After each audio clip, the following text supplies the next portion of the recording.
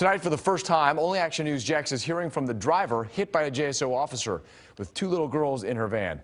Police say the officer ran a stop sign. What's going through your mind is the car after the impact and the cars flipping over? Are my great-granddaughters okay? That was the very first thing I wanted to know. And there's the cracked windshield of that van. Action News Jax told you about the rollover crash Tuesday night. Right now, that family is recovering. Action News Jax has that exclusive interview from Ortega.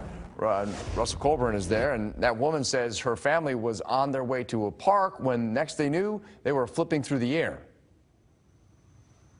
John, this was Tuesday night. They were here on Ortega Boulevard when JSO says one of its own missed this stop sign and hit them.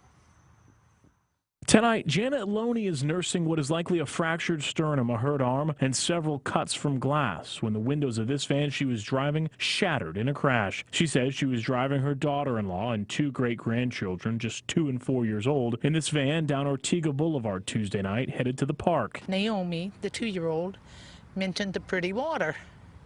I glanced toward her and the pretty water, and there was an officer aimed right at her door. The Jacksonville Sheriff's Office says the officer missed the stop sign at Yacht Club Road. Loney says she swerved, so the children didn't get the brunt of the impact. God blessed us, because every window in my car popped as it rolled 3 times, except for the windows on either side by my granddaughters. Action News Jax told you when JSO officers were involved in 2 crashes within an hour and a half that night. Sheriff Mike Williams says the department is investigating. They're spending 12 hours a day in a car, so you're going to have a certain amount of that.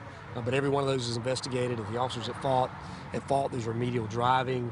There's progressive discipline up to losing your car, all the way up to significant discipline, really. It's unclear what will happen in this case. The Loneys have hired an attorney, but say right now their primary focus is on getting better after what they call a terrifying ordeal. And we're joining you now from where the officer's car ended up, and out here it's still littered with debris. You can see a piece of a reflector here, lots of glass in the area. Loney says her daughter-in-law suffered a concussion. She didn't discuss the injuries to the children, but the report says they were not hurt. And coming up all new at 11, we have new details about this officer and the crash investigation. Live in Ortega, Russell Colburn, Fox 30, Action News Jax.